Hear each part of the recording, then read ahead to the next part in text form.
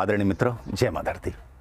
आज आया है प्रश्न कि परमात्मा से वर की प्राप्ति कैसे संभव होती है, यानी हम क्या करें कि भगवान परमात्मा देवता हमें वरदान आशीर्वाद दें। और एक आया था सवाल कि भगवान भोलेनाथ से, शिव से हम वरदान कैसे प्राप्त करें। एक था सवाल कि तो हम भगवान भोलेनाथ को, शिव को कैसे जल्दी कर सकते हैं प्रसन्न। तो भाई भिन्न भिन्न सवाल है और सबके एक ही जवाब है लगभग। मैं इस वीडियो में आपको दे रहा हूं, आप लोग ध्यान से सुनेंगे। मैं 5 उपाय कहने जा रहा हूं और ये उपाय सब पर होते हैं लागू। शिव, राम, कृष्ण, दुर्गा, काली और ओंकार या फिर कोई भी हो। आप अगर आध्यात्मिक उपासना में, आराधना में, साधना में आगे बढ़ना चाहते हैं तो इन 5 बातों को आप ध्यान में रखिएगा, तो आप आगे बढ़ेंगे। आपको अवश्य ही होगी प्राप्ति वरदान की, मिलेगा वरदान और भाई आप अपने जीवन को सार्थक, सफल बना पाएंगे। दोस्तों, मैं स्वामी धर्मदास उदासीन आप सबका धर्मबोध में स्वागत करता हूं। दोस्तों, नंबर 1 उपाय जो है कि आप जिस भी देवी देवता या भगवान को, परमात्मा को आप यदि खुश करना चाहते हैं तो सबसे पहली बात है कि आप उन्हें ठीक से समझिए। वे क्या हैं, कौन है, कहां है, वे कैसे हैं, उनको गहराई से समझना पड़ेगा। जब तक आप उन्हें ठीक से जानने का, समझने का न करते हैं प्रयास, आप उन्हें नहीं समझ पाते हैं, तब तक अटैचमेंट गहरा नहीं हो पाएगा। गहरी भक्ति या कहें कि श्रद्धा का जन्म ही नहीं होगा। जानना होगा, समझिए, कोशिश कीजिए वे क्या हैं। अगर शिव की भक्ति है करनी या करते हैं तो शिव हैं कौन, वे क्या हैं, कहां हैं, कौन है। शिव शब्द का अर्थ क्या होता है? शिव साकार हैं कि निराकार हैं कि दोनों हैं कि दोनों के पार हैं? क्या है शिव, क्या है राम? अगर राम के भक्त हैं तो भाई राम कौन, क्या, कैसे, क्या राम अवतरित होते हैं? और विष्णु के अवतार हैं, कौन है, साकार हैं या निराकार हैं? अच्छी तरह से उनके बारे में आपकी होनी चाहिए समझ। ठीक है, कोशिश कीजिए। कहां तक क्या सफल हो पाते हैं यह अलग बात है, लेकिन आप 100% जानने समझने का जरूर कीजिए प्रयास। नंबर 1 बात।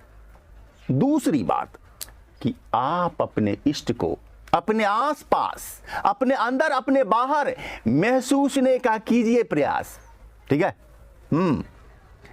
अगर आप शिव के भक्त हैं तो शिव माने क्या होता है? कल्याण कारक।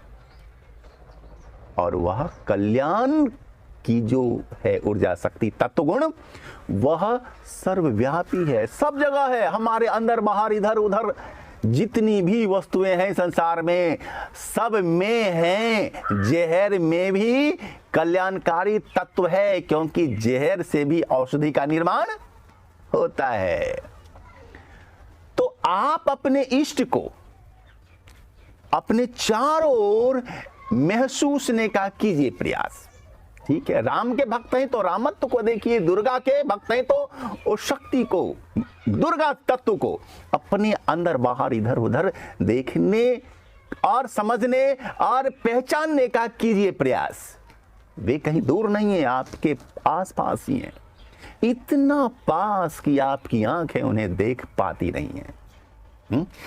जब तक कोई वस्तु 25 cm से दूर नहीं होती, या कहें 25 cm कम से कम दूरी पे नहीं होती हैं, वस्तु स्पष्ट दिखती नहीं है। तो वह इतना पास है कि बस आपके साथ ही एकाकार है, तो फिर हम समझ देख नहीं पाते, क्योंकि इसके लिए जो है 2 का होना आवश्यक है।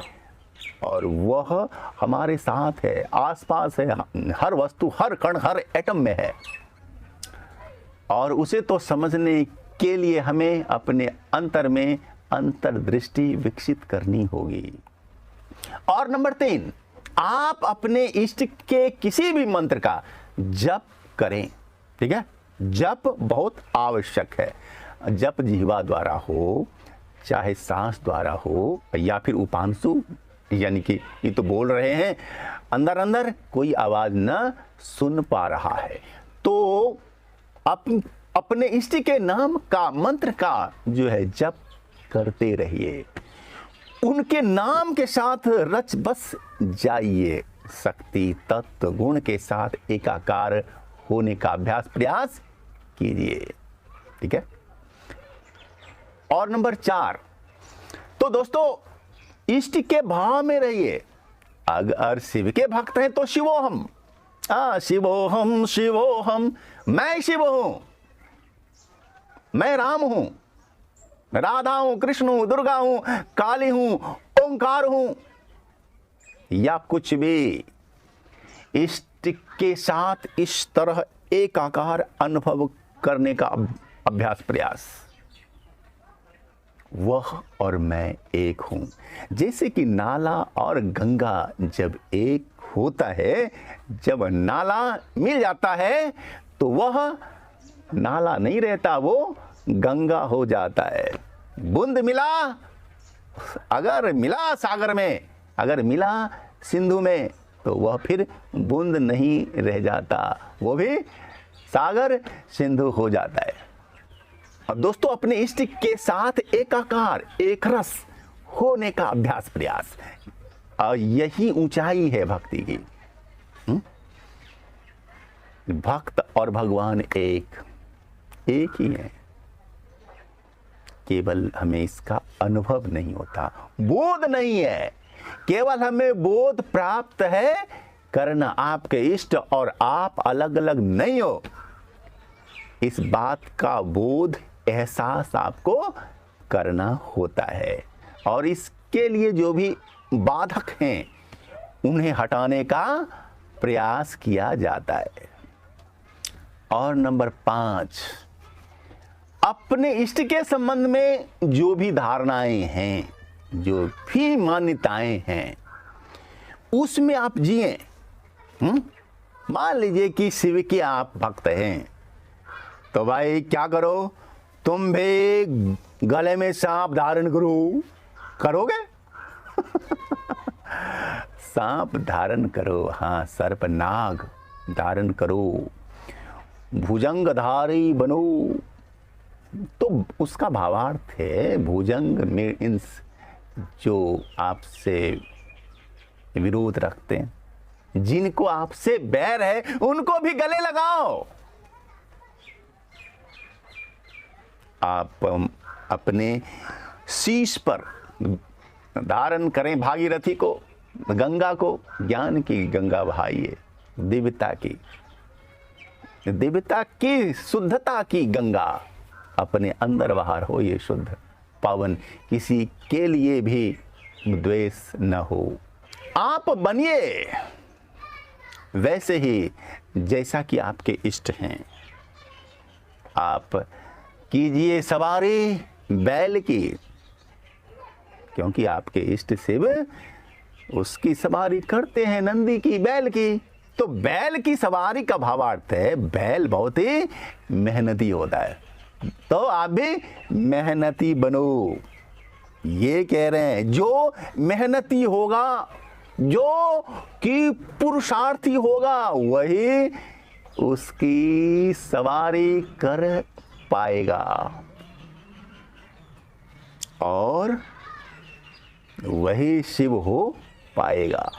आप देखिए कि शिव में और क्या क्या है, जैसे कि भस्म रमाते हैं, भस्म लगाते हैं, तो तुम भी लगाओ। अरे भावार्थ केवल हमें समझना है, एकदम हूबहू जो है बाहर से नहीं करना, अंदर से करना है, क्योंकि वे गुण तत्व रूप हैं। तो भस्म रमाना है, यानी कि आसक्ति का त्याग, मोह का त्याग करो। किसी भी व्यक्ति, वस्तु, स्थान या घटना से आसक्त नहीं होना, क्योंकि वे दुख देने वाले सिद्ध होंगे।